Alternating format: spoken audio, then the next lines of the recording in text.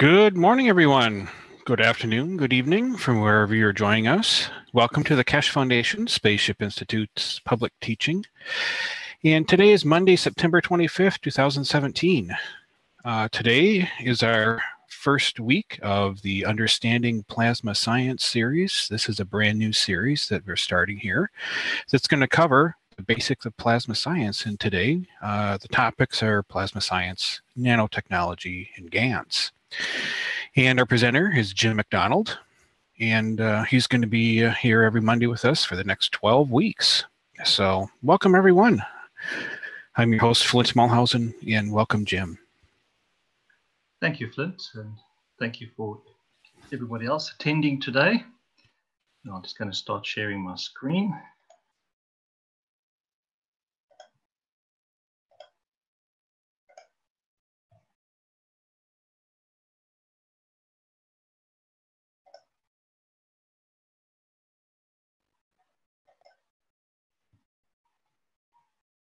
You'll just have to bear with me because our internet is a bit slow here in Australia. So when I change the slides on my side, there's always a few seconds before it actually comes through and changes. All right, so good afternoon, everybody, and wherever you are in the world. The purpose of this workshop, a series of workshops, is to try and get to the core understanding of what this plasma science is all about.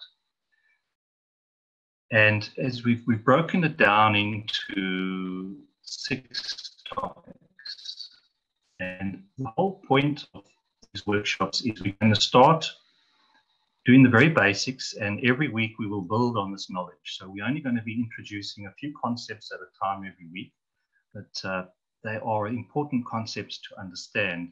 And then you'll be able to see how, by understanding the science, how it starts interacting and relating with the other aspects, so the health, the body, the nature, the plants and the trees, and then ourselves with the soul. So it's all interacting and all linked.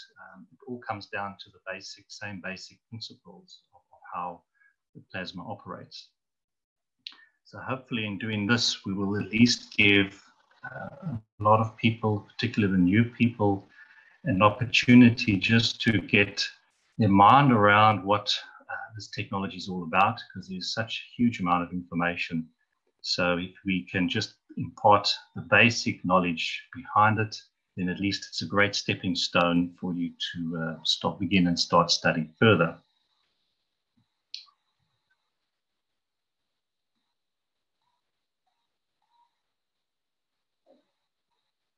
So when you hear my pause, you know I'm just waiting for the next slide to come through. So this technology is going to change the way that we understand everything in the world around us. We'll begin to understand how space travel is possible. We'll begin to understand how we can really change the health of our body, create different materials, have energy that is always available without destroying anything. And you look at transportation, the environment, agriculture, and nanotechnology. So it's a really all-encompassing technology. It's something, it's more of an extension of what we have learned up until now. Today's workshop, being part 1, we are just going to do an introduction on what plasma science is. We'll do an introduction on nano and an introduction on GANs. And then obviously every week thereafter, we will start and build on this knowledge.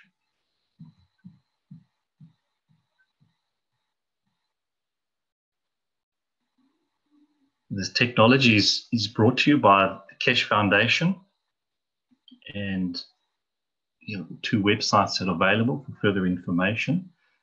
And the founder of the foundation, Mr. Keshe, is the one imparting this knowledge to us.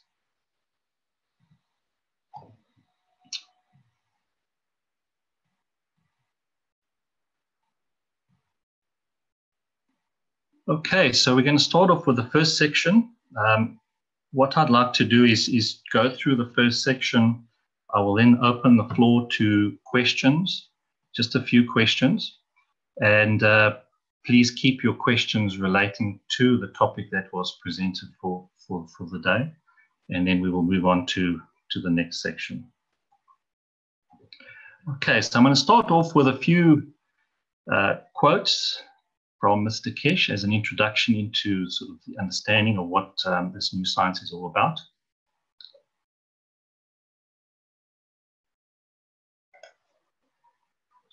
So when we look at it, the last century, it was all about the matter state.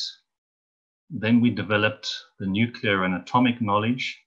And now we have gone a step further into the fields, which make the electrons, protons, and everything else we see around us.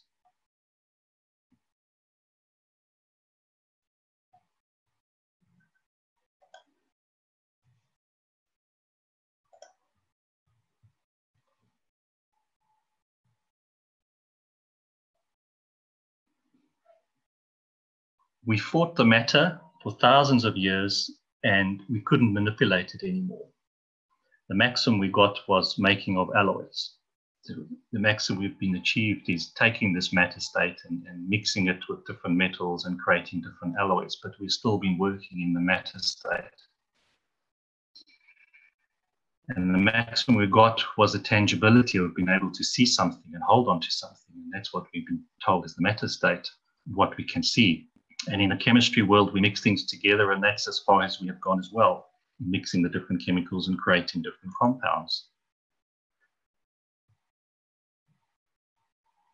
When the world was introduced to the atom 100 years ago, it was something new that we had to accept. And then we began to move into the nuclear era. And because of the Hiroshima bomb, people got to respect this out of the fear and not the knowledge. And now we move into the plasma, and it is a peaceful, and it shows us its power with no fear.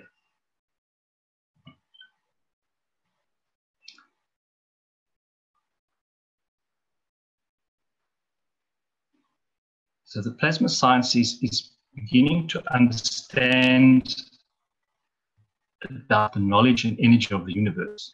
If we can begin to understand how the universe works, we will know how Earth works, we'll know how our body works, because it all works in the same way when we understand the basic principles of this science.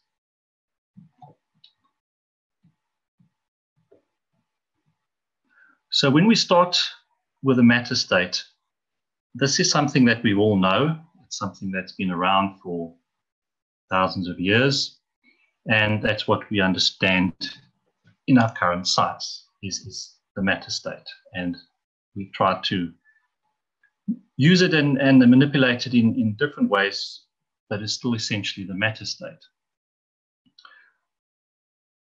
What we will show you during the course of these workshops is how to create, taking your matter state and how we're going to create nano layers on the matter state. So we're taking the matter state that one little step further in creating the nano layers. We will then learn how to use these nano-layered plates to start making GaNs materials.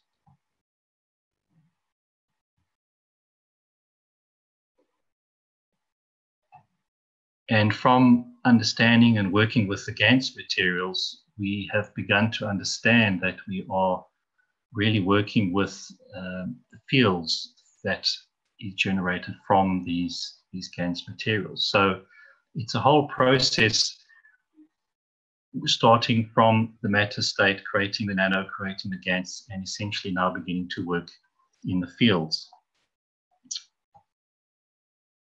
Now, when we talk of the fields,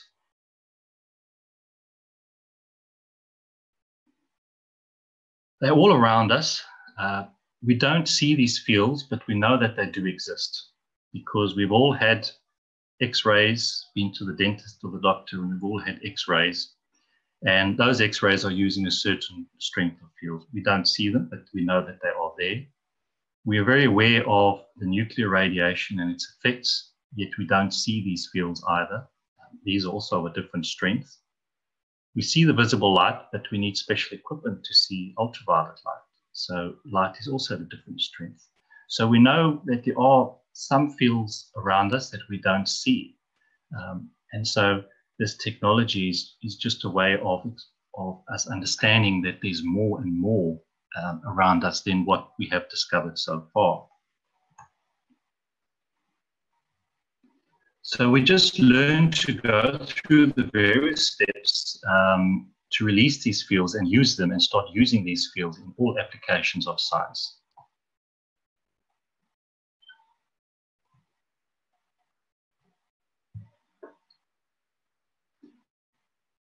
And then in return, we've begun to learn that from the fields, we can make the GANs material, just like we've been taught to make CO2 GANs, which is essentially produced from the fields around us, to the nano and matter stage. So from the fields, we can then begin to realize that we can start making and create matter, any matter that we want using the fields.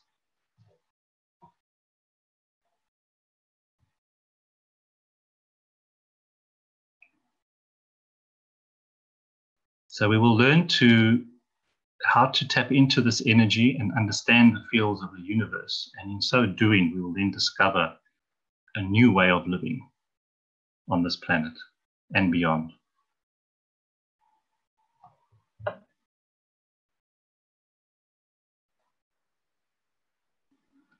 So this new understanding of the nanomaterials, the GANs, and the fields is what plasma science is all about. And these fields are magnetic fields. Everything in the universe is made from magnetic fields and their interactions.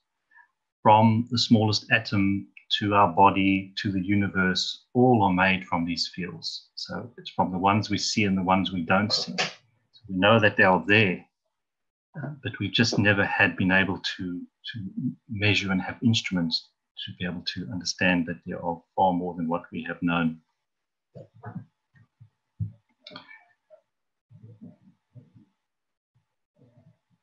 So the existence and interaction of dynamic and different strengths, speeds, and densities of magnetic fields lead to what we see as the planets around us, our galaxies, the plants, the animals, the molecules, and the atoms.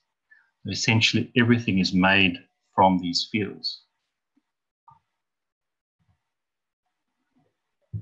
And when we look at the spiral of the plasma, if one can imagine, this is viewed as a wound-up spring, so that we know in the very center would be the strongest point, and as we work our way out to the very outside of the spring, we get to the very weak state and weak strength of that spring.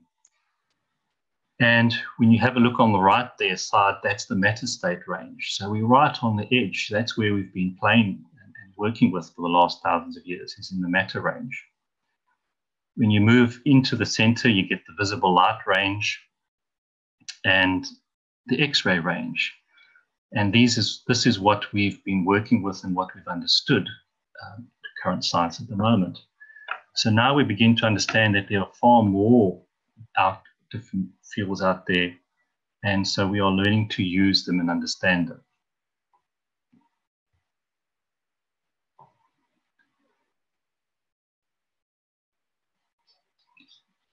To understand these fields, we have to understand another basic concept of understanding the magnetical and gravitational fields, or what we will commonly term as maggrav fields.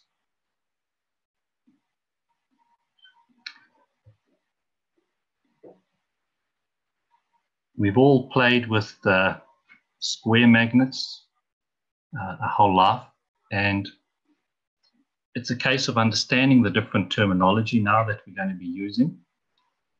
So when you have two square magnets where the fields have been dictated in those metal magnets, where you'll have a north and a south, an entry point and an exit point. And so when you bring the north and south together, the magnets will attract each other. And that's what we would term as gravitational, because it's the pulling together. When you have the same polarity at the bottom there, north and north, the magnets will repel each other and push each other away. And that's what we will term as magnetical. But this is only in the square magnet that we get these essentially two directions.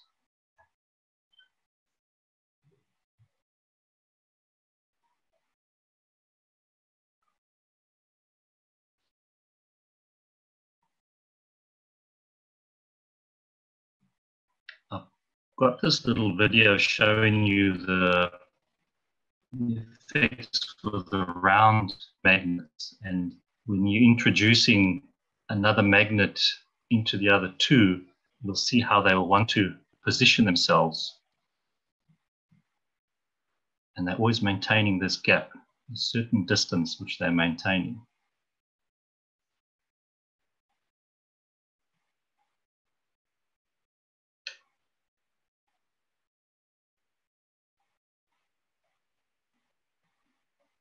When you add another one, the others then have to find and reposition themselves.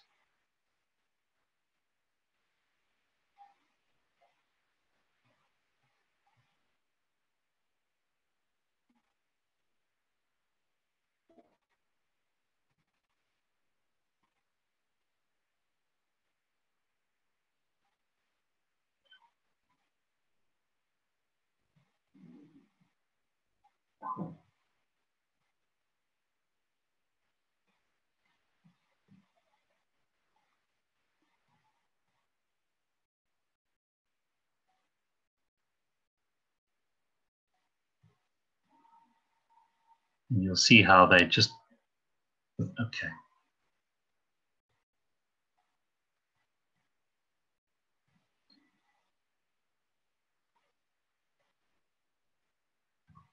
So it's very interesting when you start viewing them from the round magnet's point of view, is that they will all find their position. So we have to ask a few questions about these round magnets. Is what force is making these round magnets move? If we move one of them, what's making the other one move? And why do they seem to keep a certain distance from each other? Why do they all move if we only move one magnet? You know, if we have 3 or 4 magnets in there and you move one of them, the other 3 or 4 will move as well. You know, so why do they do that? What is the connection that they all have? And what would happen if these magnets were round balls and we'd had to do that in a 3-dimensional aspect? Because bear in mind, this is on a flat plane. So if they were round and we could do that on 3-dimensional, one could visualize this positioning that they are doing. It's like a dance that they're all doing together. So these are the questions that one has to ask. And so when we look at the distance and the gap between the magnets, it comes down to the strength of each magnet will dictate this gap and this distance between the two. So as one moves, so the other will reposition to maintain that gap. And so we're having the magnetical in repulsion and also having gravitational on the attraction.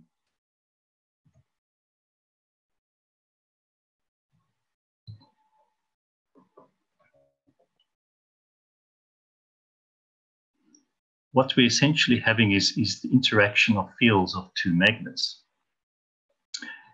And the fields exiting the one magnet interact and into the bottom of the next magnet. And this is how that they keep the distance from each other. This gap allows them to move freely.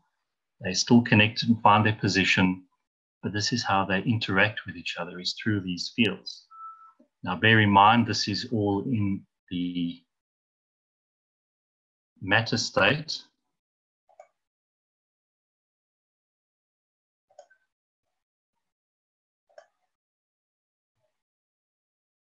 So we have to start, and obviously in the matter state, you're looking at magnets with iron based. When we start looking at this interaction in the plasmas, it has the same effect. You're dealing with the same magnetic fields, but from a plasma point of view.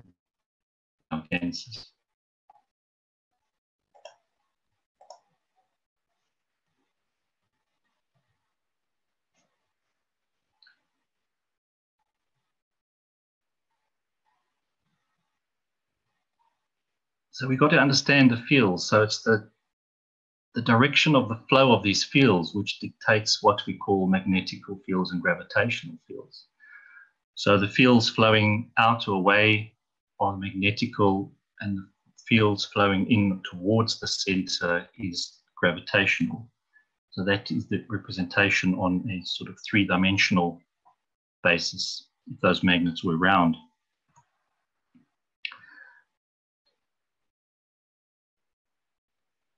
We will go into, in the next further series on the workshops, exactly the formation of these magnetic fields, how they come together and interact. But what we wanted to achieve today is just how that these two interact, and at the term the MagRav fields, because we will be using this terminology throughout the next presentations. And you need to understand what we are really talking about when we're talking about the MagRav fields. And it comes from the two words magnetical and gravitational. And we will then be using this in terms of sort of magnetic field strength of certain ganses and certain plasmas. But we need to understand this concept. So in summary on this first section as an introduction is plasma science is really going beyond what we have known as the matter state. So we're taking the matter state and we end up through various processes from the nano to great GANs, and we essentially get to start using the fields, which is the essence of the matter state. It's not magic. It's just something that we have yet to understand. It's always been there, but we have never understood it. So now we are just able to understand further from what we've always known in science. And we begin to understand that everything in this universe and beyond is made of magnetic fields. So that is an important point to remember, is that even your matter that you're looking at is all made of fields. And if you understand then the principle of where we're getting the magnetical and gravitational fields.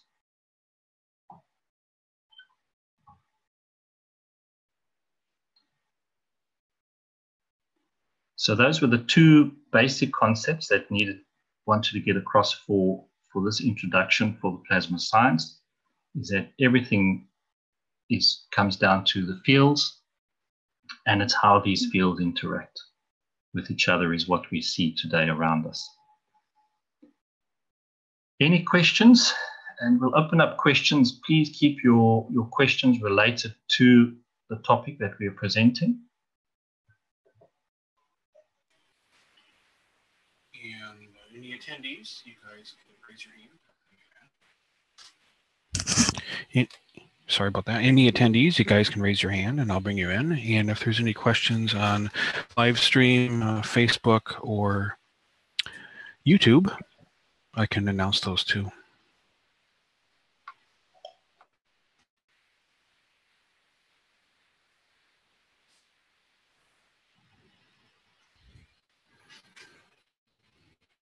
Any of the panelists have any questions right now?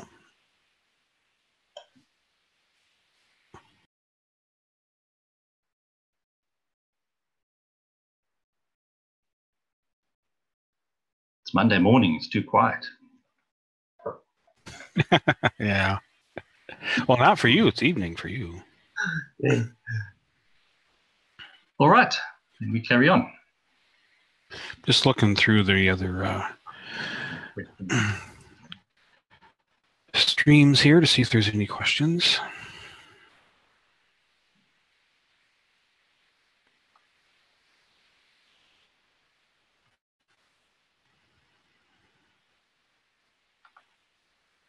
I have a question. Hey, Rick. Welcome. Plug in my headphone here. Plug in the live stream. Here we go. And turn on my mic in live stream. Yes, I have a question. So, yeah, my name is Rick Crammond, for those who don't recognize my voice.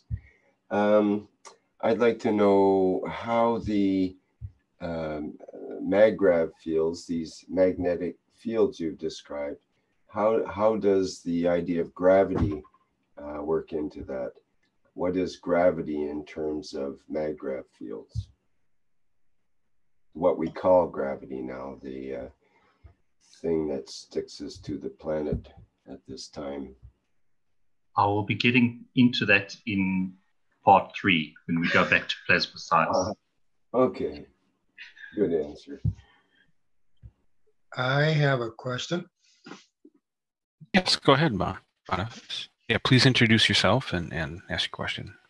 Thanks. This is Boniface, California. Since this is a beginning class, maybe you want to define some of those terms like nano and GANs. I know there are acronyms, especially GANs, but if you can sort of break it down since you have new people on board, probably. Yeah, it's a good point. I do have, when we go on to the next section on the nano and the GANs, then we have those definitions there for people. All right, thank you.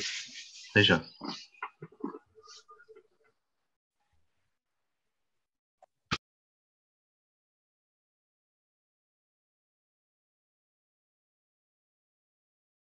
Hi, I have a little question. It's Rui from Portugal. Can I ask? Go ahead. The magnetic and gravitational fields, as you show, it works on in the square elements or any shape of magnets.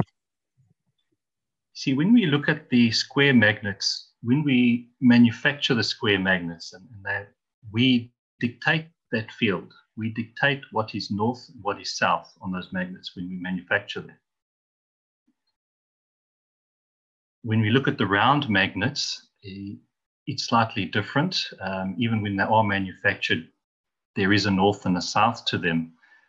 What we need to understand, and what you will get to see later in further presentations, is that when we start looking at the plasma and the GANs material, is they are essentially a round, you could explain them as a round magnet, and so they have their fields. We're not dictating their fields, if you understand what I mean, but they act like a magnet, yes. The attraction and of the fields.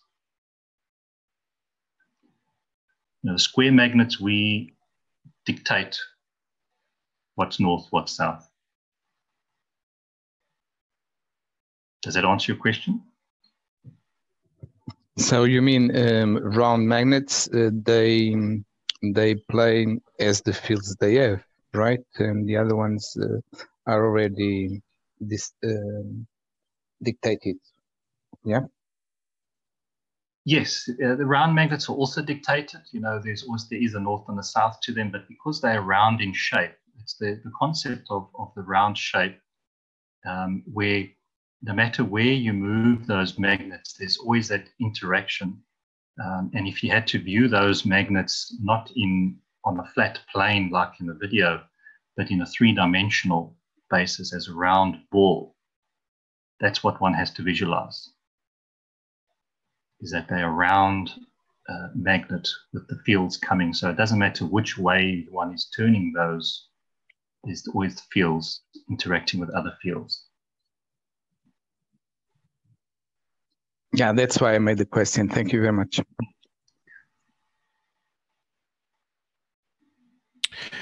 Okay, I have a couple questions here. Anonymous asked here in Zoom, is X-ray plasma a field? X-ray is a field strength. It's of a certain field strength. Just like with its beta or gamma or ultraviolet light, it's a certain field strength. In matter, right? What do you mean in matter? In the matter state. Well, we're still dealing with the fields. It showed fields on your spiral. It showed the X-ray on your spiral graph there. Yeah, but it's beyond the matter state. So let me try and.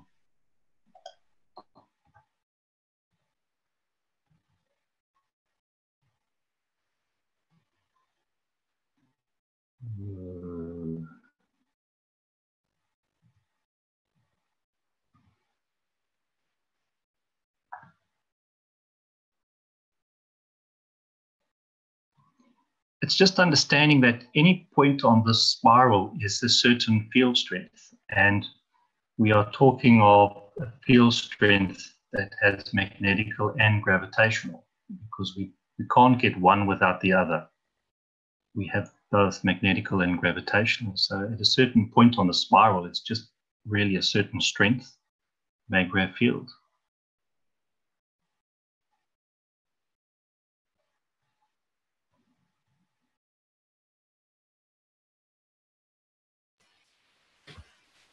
Okay, we have another question from Dennis Dunham in live stream. Do the magnetical fields have both magnetical and gravitational fields?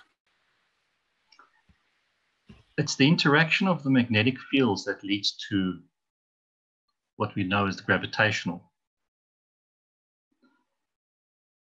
There is obviously Foundation has produced that video of how the fields start interacting, and that's how we will be touching on that and explaining that in more detail in the next presentation, is how the fields come together and how they interact.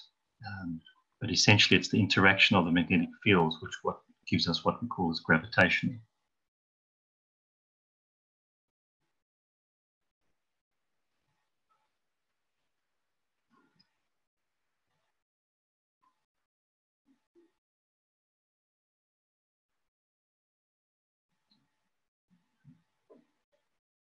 I just don't want to go too far, too fast. So it's just a very slow process just to introduce these basic concepts, because if we just go too fast, then we'll lose a lot of people. So we'll see by the end of the 12, we'll have covered a lot of sort of essentially all the questions that people do have, but we want to do it in a very slow and methodical process. Mm-hmm. Yes, and I understand. There's a Peter Heitzberg that had his hand up. I brought you in. Peter, you have a question? Yes, I do. Are you able to hear me okay? Yes, we can hear you. So in relationship to the round magnets and the demonstration and how they were moving in relationship to each other, wouldn't those be primarily magnetical in their field demonstration? Yes. If you had to turn one of those round magnets over, then you would get the other polarity, yes. I just wanted to show us as a demonstration how they move and interact, and how by moving one, the others move. Great. Thank you very much.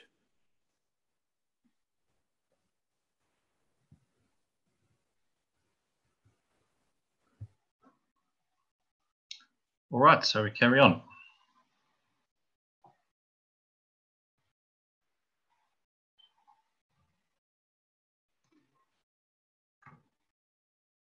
All right, so the next section is just going into the nano and what nano is.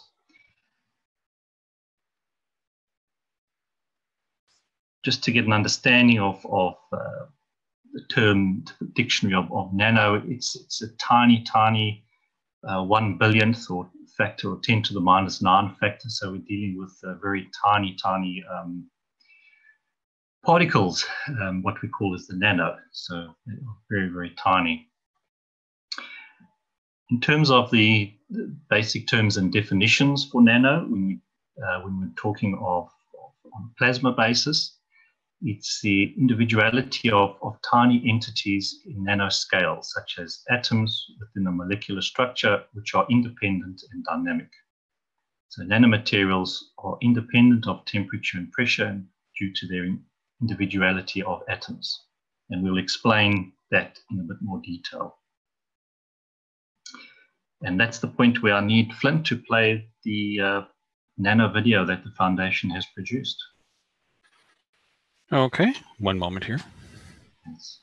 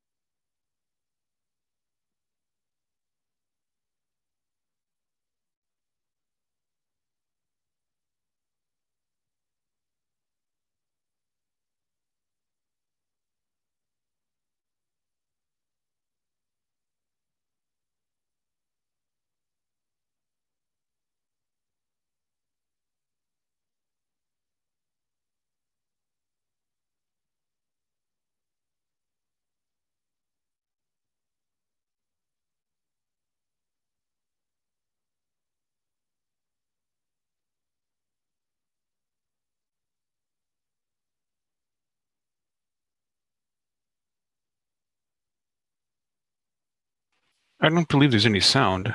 Do you want to read it as it goes through? No, people can read. Okay.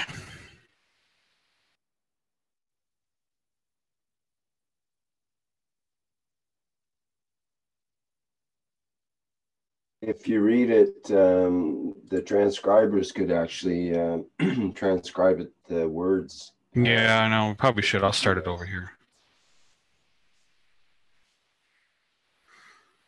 That way the translators later will have something to translate. instead of silence. Well, Shall I read it? It makes their job easier, but we should have compassion for those that Okay. Yeah. Shall I read it? Go ahead.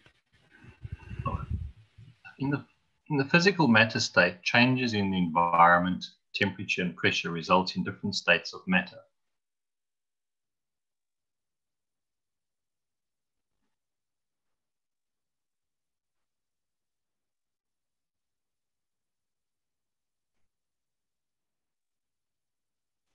Modifying the environment in a magnetic gravitational manner, we can convert physical matter state into monoatomic state, into nanolayers. So you see the physical matter, and there are the monoatomic state nanolayers.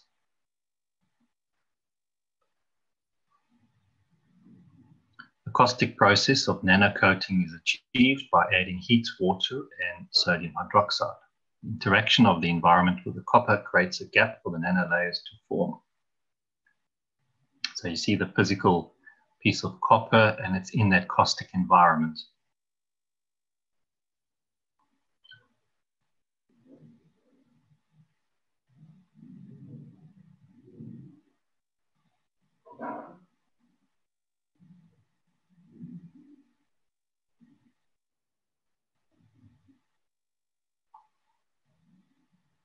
So that caustic environment loosens the bonds between your different atoms so that they slightly reposition themselves. They're still attached to the matter, but they've changed their magnetical gravitational and have moved position from direct contact.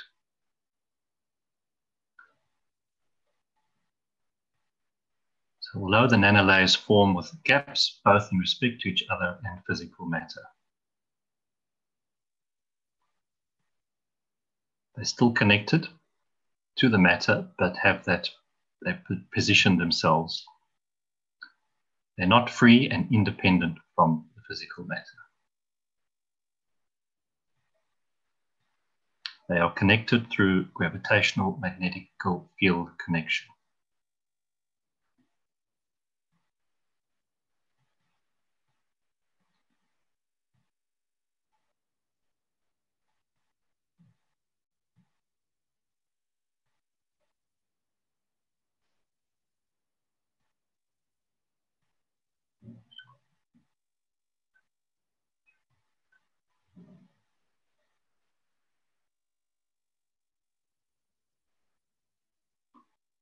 So the physical matter state is densely packed, molecular attachment dependent on temperature and pressure. The monoatomic nanolayer position themselves and are connected through gravitational magnetic fields.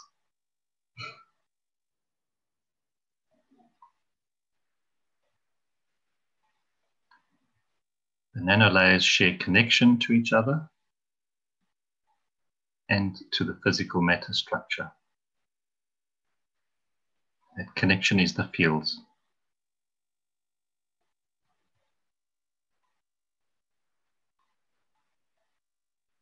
Nanolayer formation is replacement by positioning of the gravitational magnetic field strength. This occurs from the inner physical matter structure to the outer monoatomic structure. Atoms from the physical matter reposition themselves within the nanolayers, dependent upon the strength of their gravitational magnetic field.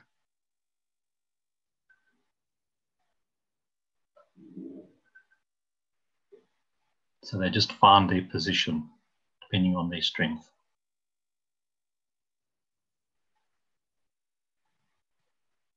These nanoparticles don't get stuck, they find a gap and accommodate each other.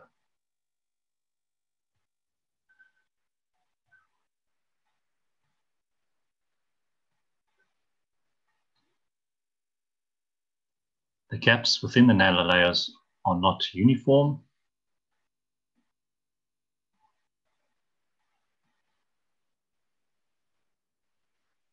These magnetic field gaps hold capacitance and contain a spectrum of fields. This separation gap is energy of gravitational magnetic fields.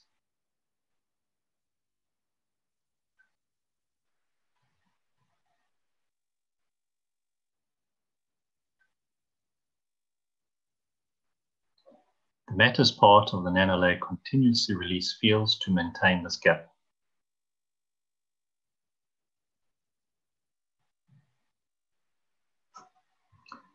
This release of fields maintain their position and balanced presence in respect to the environment as well.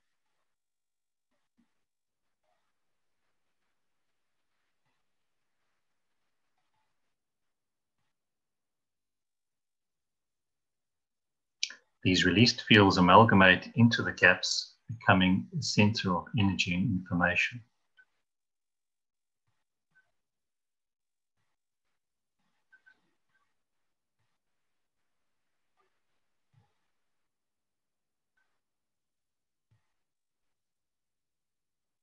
These gaps are magnetic envelopes which contain the plasma within the nanolayers.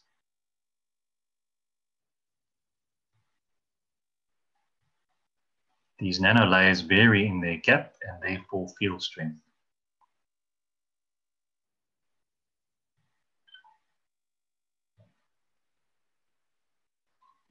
These layers interact with each other, producing a vast spectrum of gravitational magnetic fields.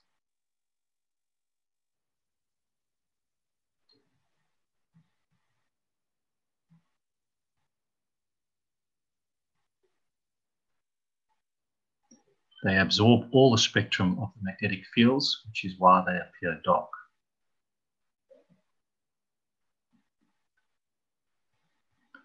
The drying stage of the nanocoating process is a way for the layers to stabilize.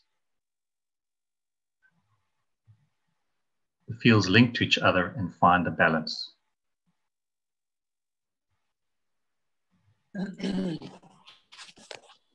The use of a voltmeter during the drying stage aids the stabilization and connection. The electrical current aligns and establishes a line of flow through the nanolayers.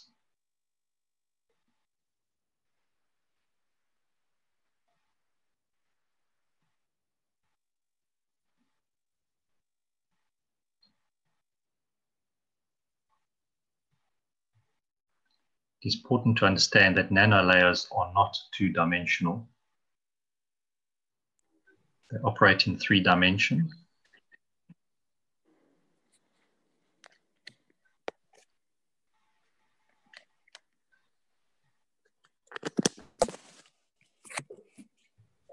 A successful nanocoating process on copper will result in the material turning black.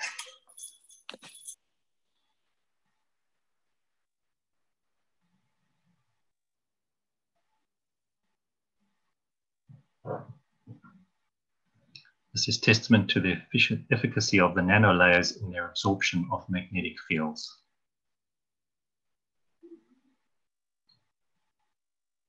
These nanolayers are now tens of thousands deep.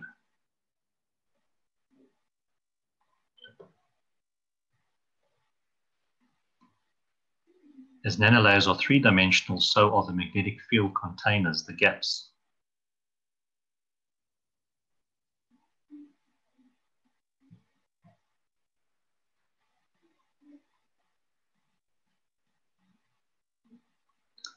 The breakthrough with nanolayers is the creation of this magnetic field container.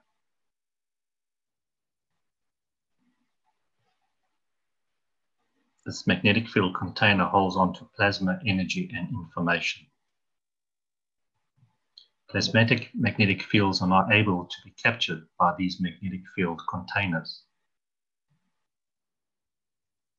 fields of matching strength with a magnetic field gap are attracted and link up.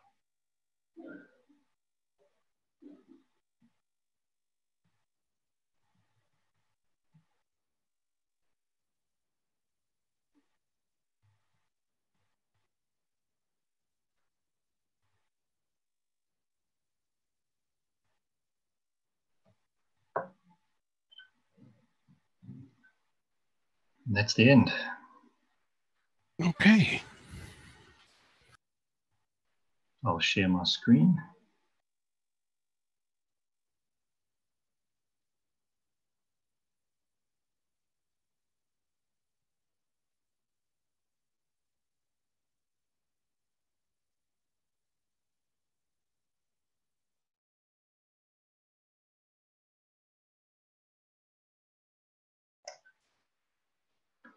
Okay, so that's a great video to illustrate what the nanolayers, how the nanolayers are formed, and why we need to create these nanolayers.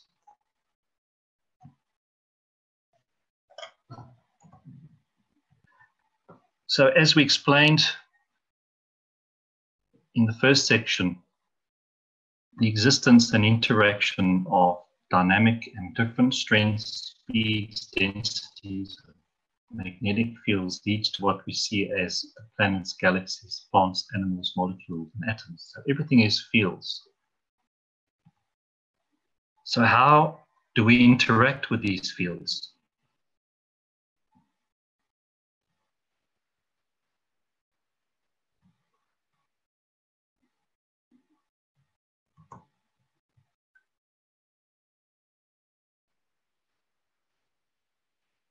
So we interact with these fields through the nanolayers.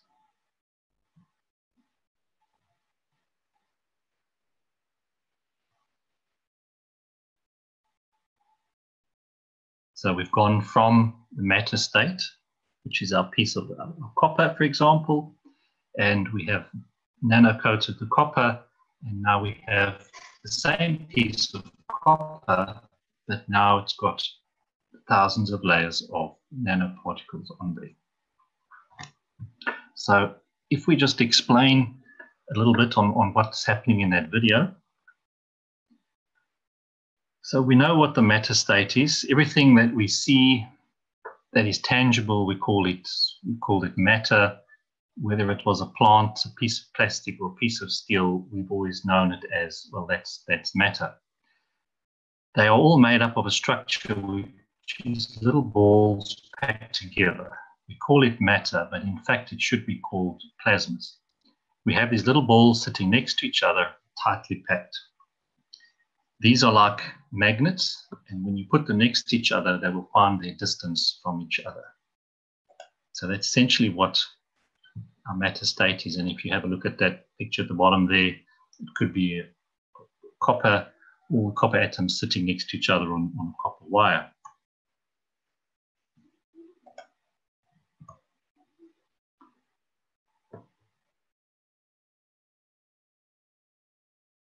So when we go to the matter, to the nano state, so if we apply heat or we put a current into it, if we apply heat through a caustic environment, it becomes separated and will look like this. So we can see that those tiny balls that were very tightly packed are released, and so they'll find their position, so they'll move further away from each other, still connected, but now they're further apart. And the copper wire then looks black, but we have at least 30,000 layers of these little balls on top of each other, and that's our nanolayer that we create. And it's black because we're basically absorbing, it's able to absorb the full light spectrum, and that's why we see it as black.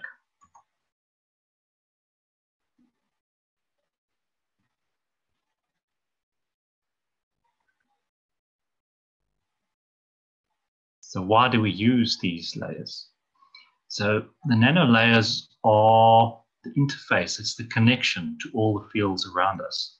It's these nanolayers that allows us to start interacting with these fields. Because we have loosened the bonding between the atoms, it allows more fields to pass through these gaps. And we can also describe the nanolayers as filters, because different nanolayers will only allow certain fields to pass through.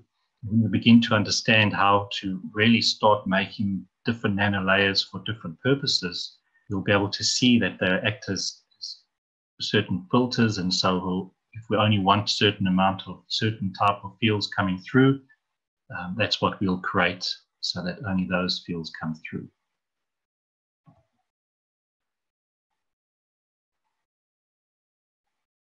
So there's just another picture to try and illustrate. So even in the matter state, if you had a look at all those little round atoms, each one of those little atoms still has its own magnetic gravitational field, but are very, very tightly packed.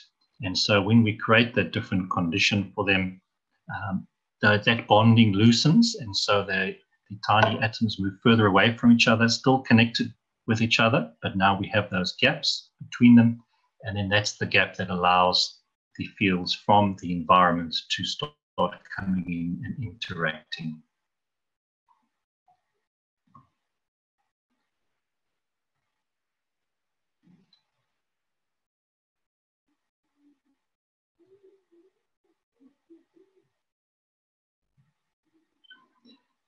And now we can understand why the paint pen works so well. It's because it's the nanolayers on the copper wire which allows the fields of your body and the environment to flow through the pen, through the nanolayers on that pen. In the next workshops, we will go through and show you the whole process to create your own nanolayers on your copper plates, or copper wires.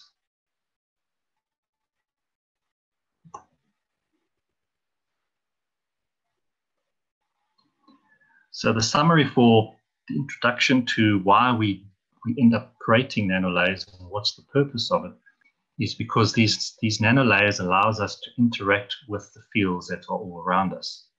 And these nanolayers also act as filters, only allowing certain fields to flow through. And you'll see how this becomes quite important when we look in the health aspects for the body and for the plants, is that we get this filtering effect in our body and in plants and in the environment all around us.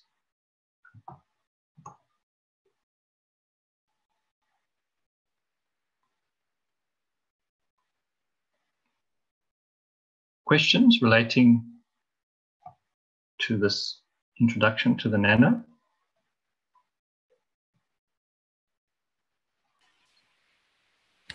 There was Dennis had your hand up there. Hello, Dennis. Want to introduce yourself and ask your question?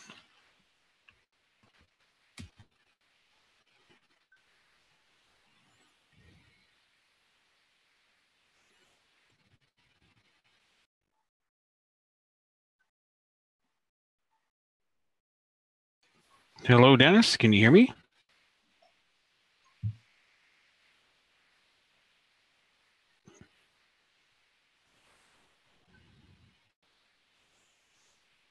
Perhaps you can't unmute right now.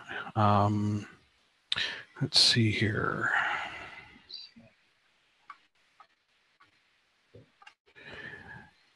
If there's any other questions in the media streams.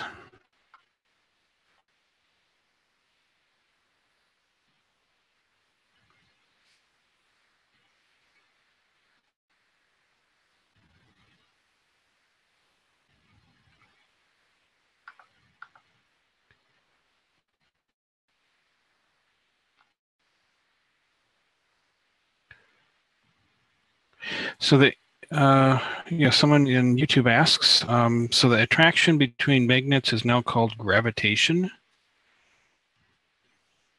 Yes. That would solve the unification theory.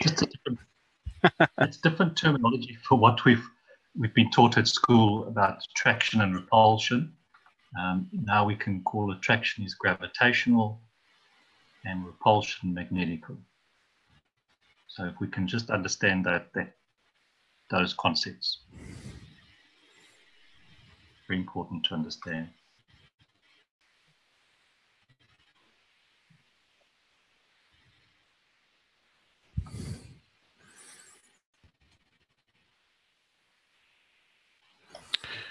Okay. Shall we move on? I'm just checking Facebook here. One moment.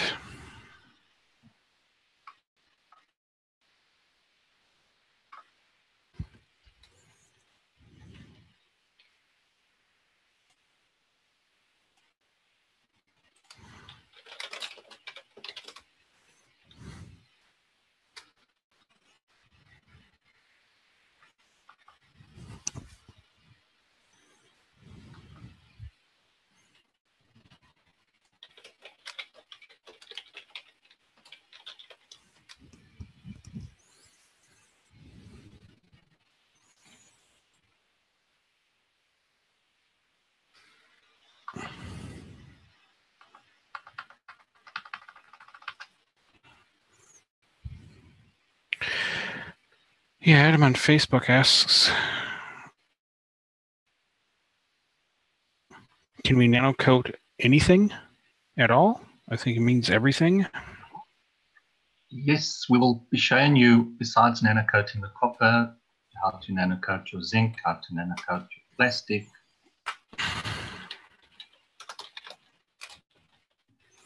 Okay.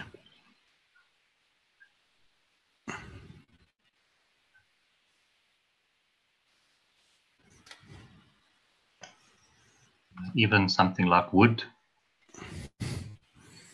So, Food. yes. Can nanocoat pretty much anything. Yeah.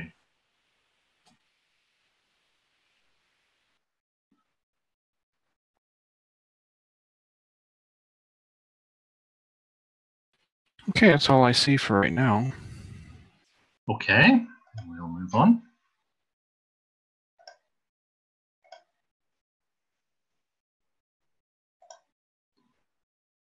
Okay, so we'll now go on to the third section, which is just going to be explaining a bit on what GANS is, that we've introduced in the beginning.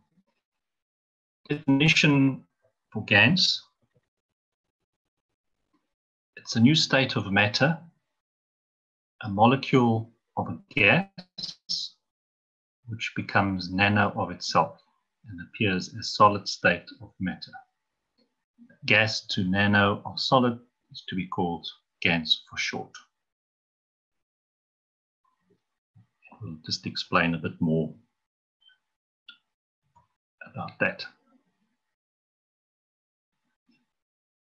So we start out with the matter state, we create the nano, and we'll be showing you later workshops how you will be creating your GANS material using different metal plates, one nano, one non-nano, to create your GANS material. So if we expose, it's a short example here, if we expose this nano copper and plain copper to another condition, like a saltwater environment, we create the condition for the GANS of copper to be created. These GANSes become free and are not attached to the copper anymore. And they become a GANS material being copper oxide. So now these are, you're looking at a picture of the jar, there's billions of tiny little particles, and those that have made their GANS already. Each one of those tiny little GANSes is now independent, and it's not attached to anything anymore, and they're essentially independent of themselves. And if you can view every single one of these little balls is like a little sun, and is radiating energy continuously outward and receiving energy coming in. And if you view these little GANs as tiny little magnets, as we showed in the beginning video, as a round three-dimensional, that's essentially what each one of those little GANS plasmas that we make. of a single GANS, magnetical and gravitational fields, because the fields are flowing out and the fields are coming back in. And each one of these is made of millions and millions of fields that come together and spin continuously, creating a dynamic field interaction. So that's what our little GANSs are that we make in our bottles. And each one is radiating continuously.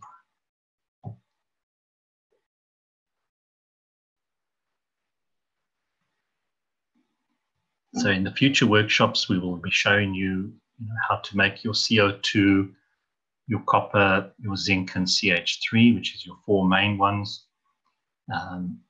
In how you collect your amino acids.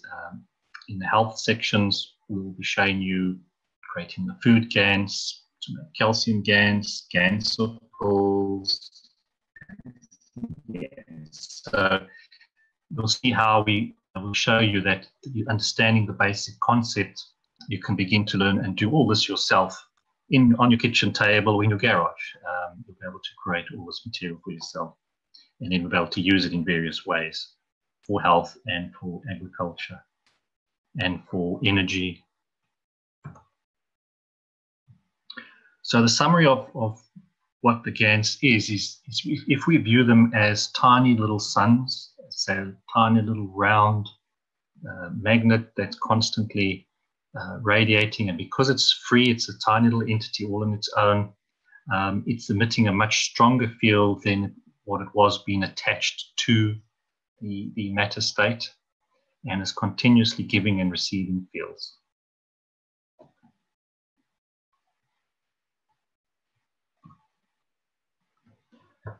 So that was a short one, but it was important to just establish the very basics of what the GANS is.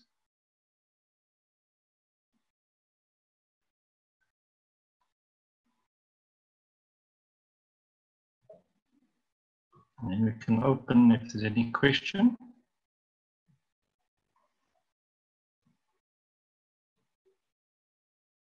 Okay, looking at all of the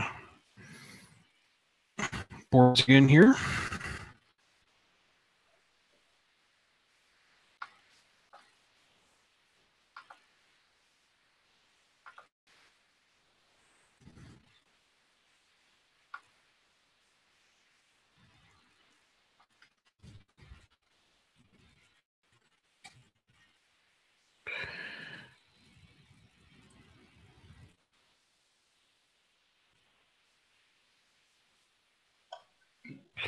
I do have one from last time I kind of missed. This is Maru from the Facebook feed.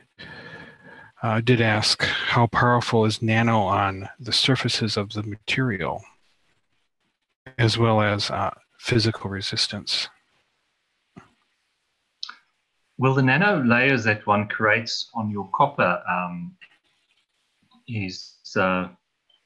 that's the two terms. It's highly conductive and, somebody can help me, insulating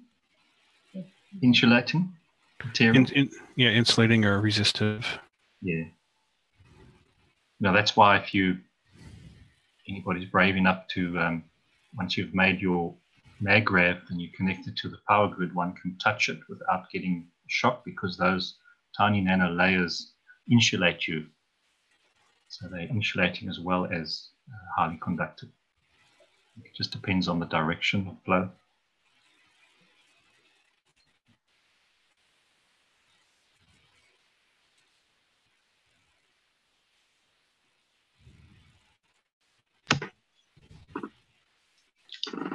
I have a question concerning the GANs. Go ahead. This is Boniface again. What is the difference between what they call the dry GANs and the GANs that would typically find in the liquid? It will have different uses. In its dry form, I don't know if anybody else can help me on that one, but you just find sometimes it's used for different uses, because what's in the liquid has a certain strength, and when you dry it, you're changing that condition around it, so it'll have a different slightly different field strengths. Is anybody else, some of the students that might be able to help?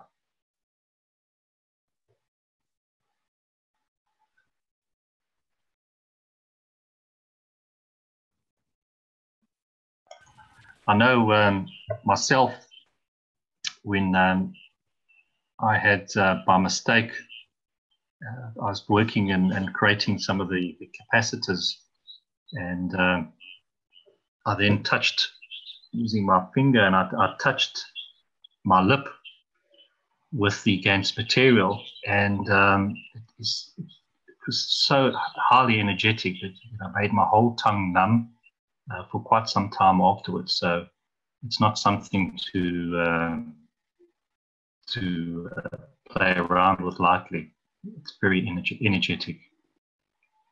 That's why we always stress to work with gloves and be very careful when you're working with the GANS material.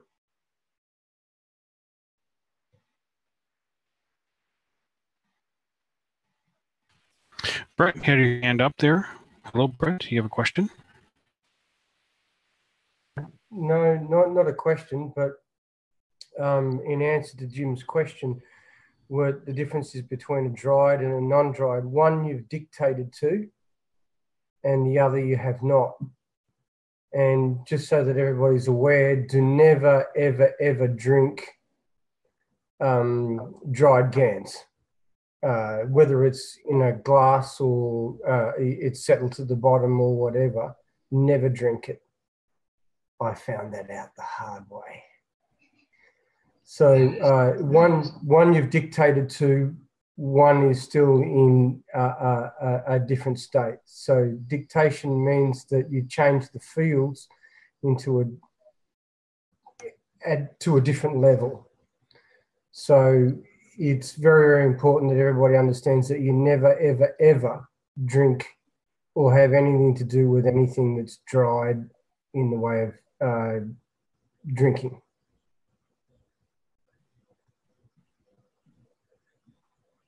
Thanks, Brett.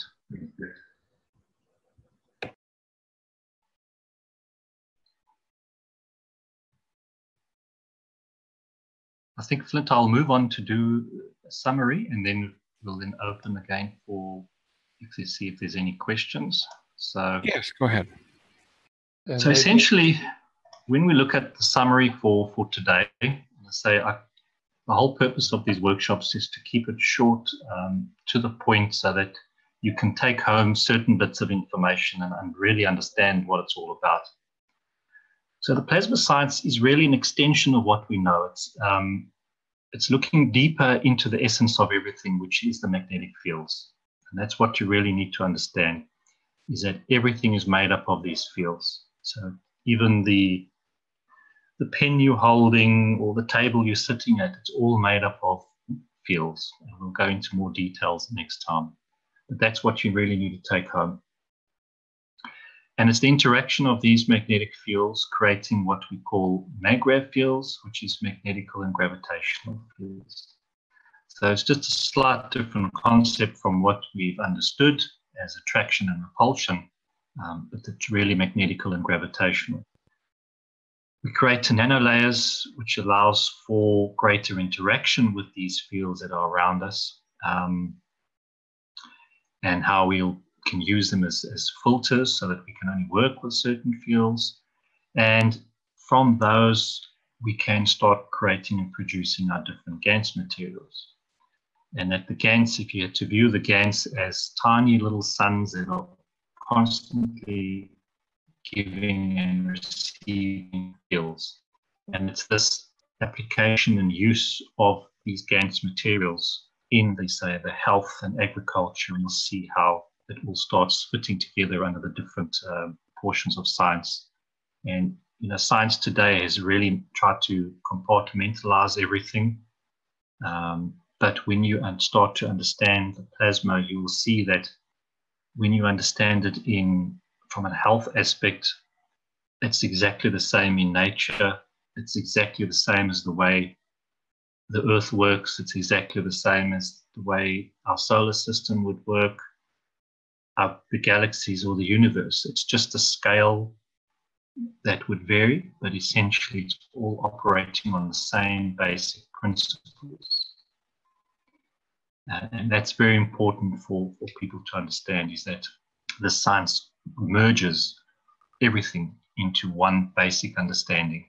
It doesn't matter from the atom scale all the way out to the universe. It's exactly the same.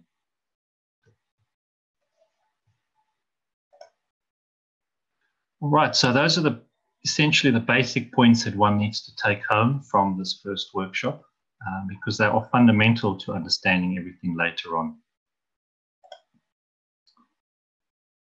So if there's any questions on any of those three topics, then.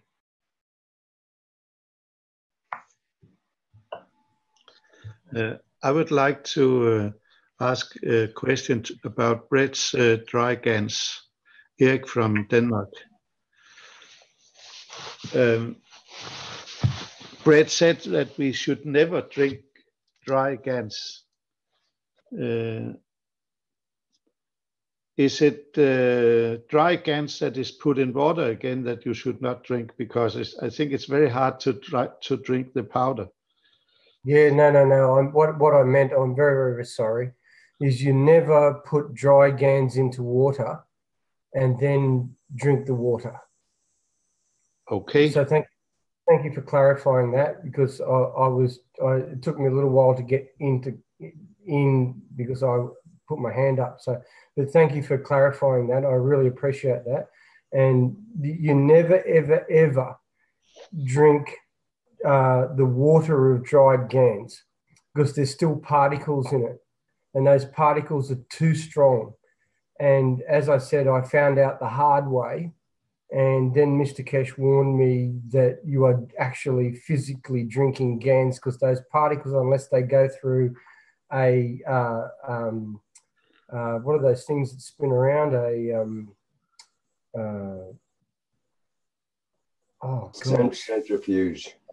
Centrifuge. You can never drink any water that's had dried GANs in it unless it goes through a centrifuge to remove the particles, because they're too strong for us. And as I said, I did find that out the hard way, and it really did affect me quite badly. So I really, really implore everybody to never ever drink the water of a dried GANs.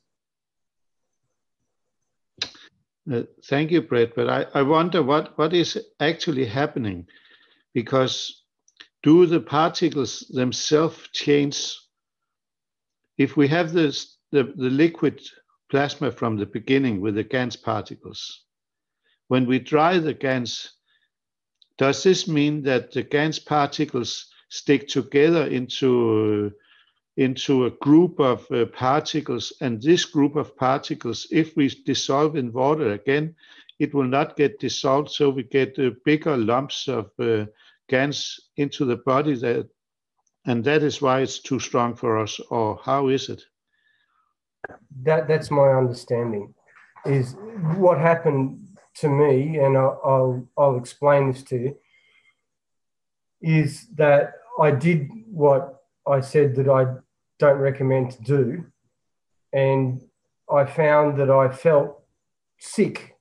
The fields were so strong as it moved through my body that I literally felt ill, because the fields were so strong. So there's particles caught in the water that is too strong. When it's in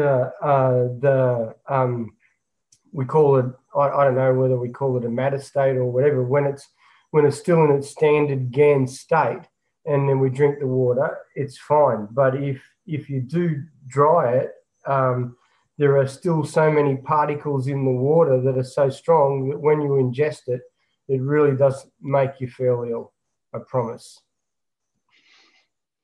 I take your word for it. Don't try it, trust me. Don't try it. It's Okay, not very nice. We're getting into something here that we haven't even discussed how to make the GANs and GANs water and so on yet. So this is a question that shouldn't even come up right now. The main thing is people are told, do not drink the GANs is the main thing. And if that includes You know, if you can't mix it so that it can not be ingested, then that's very, very important, of course. But this is something we haven't even discussed it in the teaching yet, so I don't know if we should be getting into the details of how not to ingest the GANs. Yeah, thanks, Rick. Yeah, I can add that as when you have the original ganses produced in the water, they are harmless to drink the water. You have to say this. It's only when you do more work on it you can get. Well, you gotta say that in context, because is it harmless to drink the copper oxide GANS water? I don't think so. So you have to specify exactly what GANS water you mean, and in the context of when it is okay to drink it, and so on. We haven't gotten into that yet, into the teaching here. And you're telling people to start drinking GANS water, and that you've already drank GANS that's caused harm to your system and so on. So now people are wondering, what is this GANS water that causes harm? And yet we haven't even described what the GANS water is yet, or the creation of the GANSes and so on. So I think we are jumping ahead a little too fast here, and we have to let the public absorb the information we have without getting into, you know, we have to have warnings, yes, but we haven't even described how to make it yet. So we have to wait one step at a time, I think. Yeah, thanks, Rick. Any questions relating to today's topics?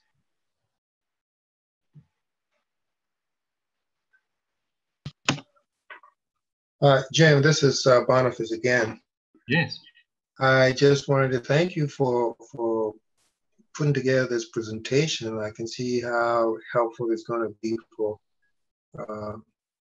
those who've been around for a little bit, and especially for those coming in new, because I recall how I was scrambling trying to figure out how this whole thing was about when I first came to the knowledge. So I really appreciate you doing this, and I'm looking forward to what's coming ahead. Thank you. That's a pleasure. It is important because we all know there is so much information out there, and myself, it's taken a long, long time, 2 years of study to try and get a handle on all of it. So if we can make it easier for future people coming along, then all the better. And that's what these basic workshops, are all about, is just to lay a good foundation for people so that when they do start watching other YouTube videos and that, then at least they have some understanding of the terminology and what has been spoken about. So any other questions? Yeah. This is Peter again.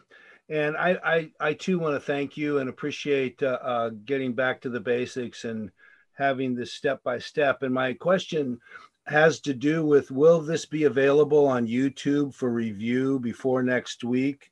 And also had some other people that I wanted to share it with that are actually working at this time. So I just had that question in regards to, will this be available? Yes. Yes, it will. Yes. It'll be available on YouTube, Facebook, and our live stream channels.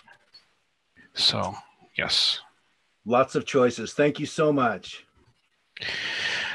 We have, yes, thank you, Peter.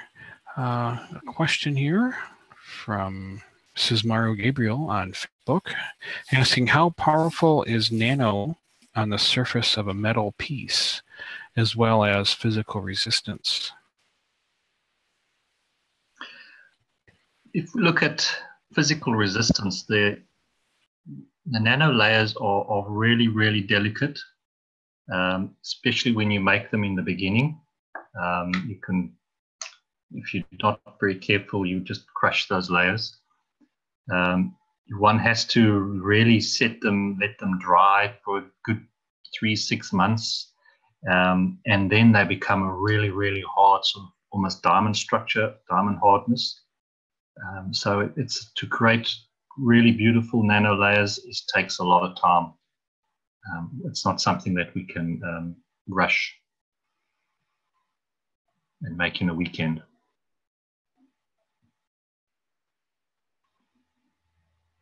And it's also good to note that plasma, the nanolayer causes unidirectional, the nanolayer causes unidirection of the plasma flowing through it. Either if it's flowing with the plate or alongside the metal, becomes a superconductor, and if it's at perpendicular to that, it becomes a super resistor. Yeah. So that's why it becomes so important when we'll explain when you make your nanolayers why attention to detail is important, so that you can get it right, so that you.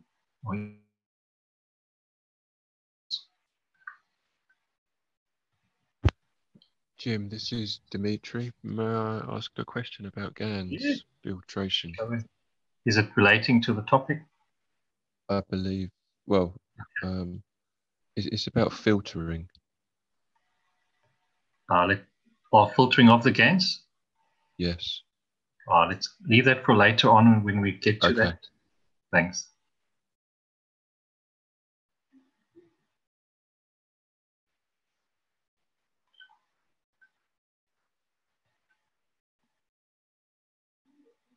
No more questions? Giving you one last pass over here. Okay.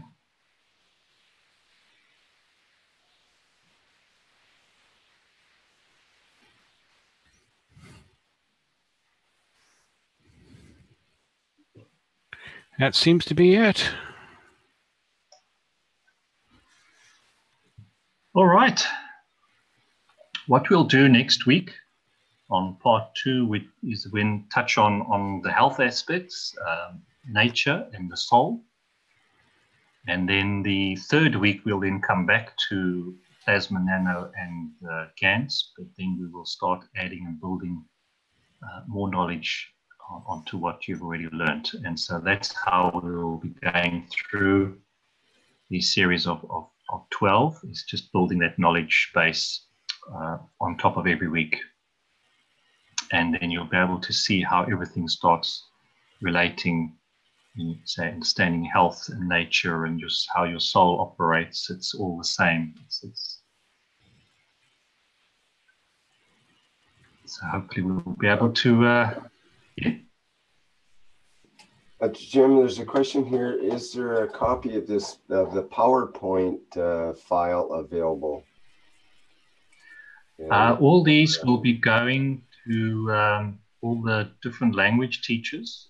They'll be getting copies of it so that they can use it to all the different languages around the world. Will the English one be available to the public? Yeah, I think so. I'll just check with everybody first, but I don't see a reason why not. Okay, maybe in the next workshop we can let people know where that can be found. Then. Where we'll put them all, yes. Mm-hmm.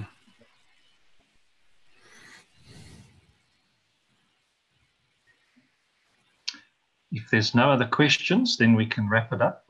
As I say, I want to keep these as relatively short, so that you've got to think of the people that are going to be watching them later on, so that at least they can spend a short amount of their time just to get to the nuggets of this information.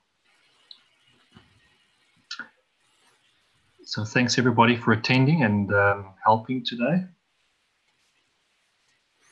Yes. Thank you, Flip and Rick. Thank you, everybody. Thank you, Jim. Thank you. Thanks, John.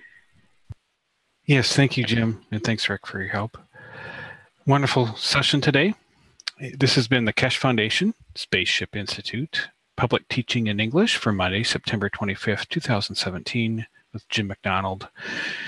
In our debut of our new series, Understanding Plasma Science. We'll see you next week at the same time, same place on this public channel for Zoom.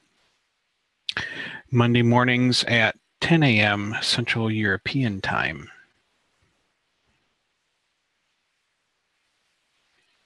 Everyone have a good rest of your day, afternoon, or evening, and we'll see you next week. Bye for now.